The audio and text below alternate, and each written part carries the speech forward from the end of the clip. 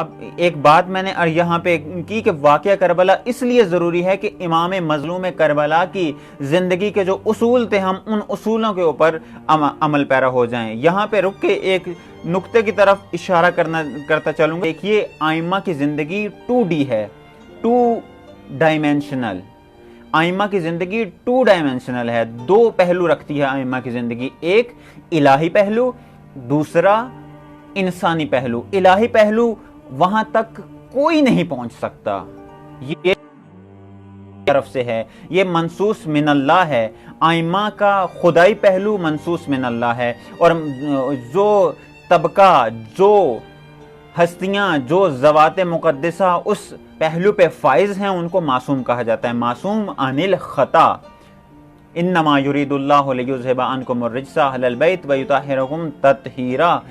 ان کے علاوہ، ان ہستیوں کے علاوہ اس مقام تک کوئی نہیں پہنچ سکتا، اور جو اس مقام تک پہنچنے کا دعویٰ کرے وہ سب سے بڑا جھوٹا انسان ہے۔ اور یہ تشیع کا عقیدہ ہے کہ معصوم عصمت مختص ہے ائمہ اور انبیاء کے ساتھ، اس کے علاوہ کوئی بھی معصوم نہیں ہو سکتا۔ لیکن جو دوسری ڈائمنشن ہے، دوسرا پہلو ہے، انسانی پہلو ہے، اس تک ہم پہنچ سکتے ہیں۔ خود قرآن مجید کے اندر خداوند متعال نے متعدد مرتبہ یہ ارشاد فرمایا، رسول اللہ تمہارے لیے اسوہ حسنہ کا درجہ رکھتے ہیں، ابراہیم تمہارے لیے اسوہ حسنہ ہے، اور ائمہ بھی ہمارے لیے اسوہ حسنہ۔ خوب، جب ائمہ ہمارے لیے اسوہ حسنہ ہے، اسوہ سے مراد وہ شخصیت، وہ زندگی کے پہلو، وہ انسانی پہلو، وہ الہی پہلو، وہ قرآنی پہلو جن کے اوپر چل کر انسان اپنی زندگی کو الہی بنا سکتا ہے، اپنی زندگی کو قرآنی بنا سکتا ہے، اپنی زندگی کو علوی بنا سکتا ہے، اپنی زندگی کو حسنی بنا سکتا ہے، اپنی زندگی کو مصطفی بنا سکتا ہے، اپنی زندگی کو حسین، زندگی کو فاطمی زندگی بنا سکتا ہے۔ یہ اصول ہمارے لیے، یہ اسوے ہمارے لیے، یہ نمونے ہمارے لیے ہیں، اور یہ ڈائمنشن ہم نے حاصل کرنی ہے۔ اور اگر معاشرے کے اندر زندگی بسر کر رہا ہو کوئی انسان، اگر وہ مشکلات کا شکار ہے، دینداری کی راہ میں کوئی مشکل آڑے آ جاتی ہے، رکاوٹ آ جاتی ہے، تو یہ رکاوٹ کس طرح سے حل ہوگی، کس طرح سے دور ہوگی؟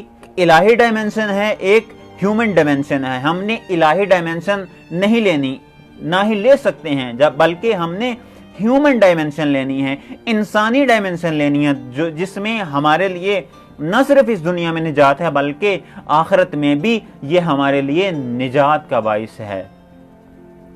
انی تارکم فیکم الثقلین کتاب اللہ و اطرتی و اہل بیتی۔ میں تم میں 2 گراں قدر چیزیں چھوڑے جا رہا ہوں، کتاب خدا اور ایک میری اطرت۔ جب تک ان سے متمسک رہو گے بھٹک نہیں سکو گے، اور جیسے ہی ان دونوں کا یا ان دونوں میں سے ایک کا دامن چھوڑا تم تباہ و برباد۔ اور یہ یاد رکھنا کہ یہ حوض کوثر تک آپس میں جدا نہیں ہوں گے۔ بس ہم نے ائمہ کا وہ الہی پہلو کے جو جس تک کوئی انسان نہیں پہنچ سکتا اس کو نہیں لینا، عقیدہ ہے اس کے اوپر ایمان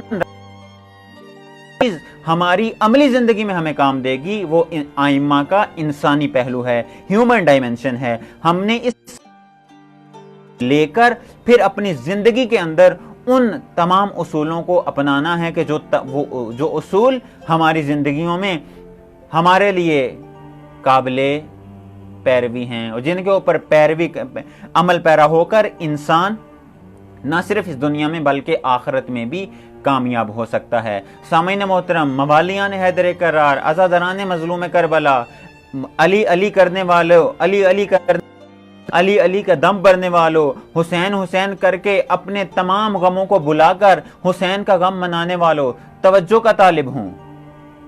کل جس چیز کی طرف میں نے اشارہ کیا تھا، اور آج بھی جس چیز کی طرف ایک اشارتاً بات کر رہا ہوں، کہ معاشرے کے اندر اگرچہ انسان کی دنیاوی زندگی کے بارے میں رکاوٹیں آ جائیں یا دینی زندگی کے بارے میں رکاوٹیں آ جائیں، ان تمام رکاوٹوں کا حل کس جگہ؟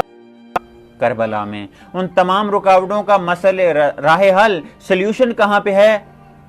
کربلا کے واقعے میں۔ کربلا کے اندر تمام چیزوں کا سلیوشن، تمام مشکلات کا راہ حل موجود ہے۔ سید الشہداء کی زندگی، ان کے کردار میں تمام مشکلات کا راہ حل موجود ہے، لیکن اگر ہم ترتیب کے ساتھ جس چیز کی طرف علماء ہمیں متوجہ کرتے ہیں اس چیز کی طرف ہم نے توجہ کرنی ہے۔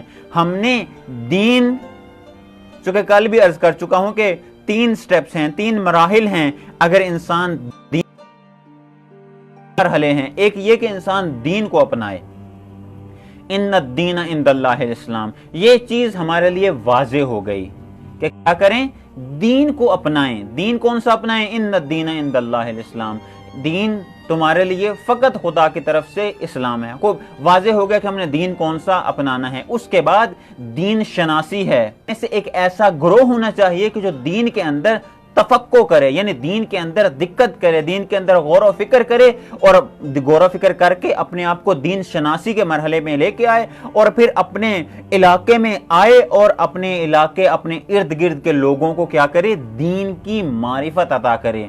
دوسرا پہلو دین شناسی ہے۔ دین شناسی جب ہو جائے اس کے بعد تیسرا پہلو دینداری ہے۔ دین شناسی، دینداری، اگر ان تینوں میں سے ایک بھی سکپ ہو جائے انسان انحراف کا شکار ہو جاتا ہے۔ اگر ان تینوں میں سے ایک بھی سکپ ہو جائے انسان راہ مستقیم سے دور ہو جاتا ہے۔ اگر ان تینوں میں سے ایک بھی سکپ ہو جائے انسان ہدایت تک نہیں پہنچ سکتا۔ انسان کی زندگی میں اگرچہ وہ دنیاوی زندگی ہو، اگرچہ وہ دینی زندگی ہو، رکاوٹوں کا شکار ہو جاتا ہے، مشکلات کا شکار ہو جاتا ہے۔ دینداری کی راہ میں سب سے بڑی رکاوٹ ایک انسان کے لیے وہ یہی ہے کہ وہ ان 3 مراحل میں سے کسی ایک کو سکپ کر دیتا ہے، یا تو دین، یا پھر دین شناسی کو سکپ کر دیتا ہے، یا پھر دینداری کو سکپ کر دیتا ہے۔ اگر ان 3 میں سے کوئی ایک سکپ ہو جائے انسان مشکلات کا شکار ہو جاتا ہے، انسان انحرافات کا شکار ہو جاتا ہے، انسان پریشان ہو جاتا ہے۔ پس ان 3 چیزوں کو، اس مثلث کو، تینوں کے اوپر مرحلہ بمرحلہ، پہلے دین، پھر دین شناسی، پھر دینداری، اور یہ جب تینوں مل جائیں اپنے خاص مرحلے، مراحل اور تو پھر انسان واقعی دیندار بنتا ہے، اور پھر انسان کی راہ میں رکاوٹیں نہیں آتی، دینداری کی راہ میں رکاوٹیں نہیں آتی۔ آج ہمارے معاشرے کے اندر جو دینداری کی راہ میں سب سے بڑی رکاوٹ ہے، عرض کر چکا ہوں، وہ یہی، ہم نے دین لیا اور دینداری کو پکڑ لیا، بیچ والا سٹیپ ہم نے سکپ کر دیا، دین شناسی ہم نے سکپ کر دی۔ خوب، جب دین سکپ ہو جائے تو پھر توحید مشکوک ہو جاتی ہے، پھر لوگوں کا رسالت کے اوپر عقیدہ مشکوک ہو جاتا ہے، پھر ولایت مشکوک ہو جاتی ہے، پھر معاد مشکوک ہو جاتی ہے، پھر انسان کا ایمان مشکوک ہو جاتا ہے۔ اس لیے دین کے بعد دین شناسی کا مرحلہ ہے۔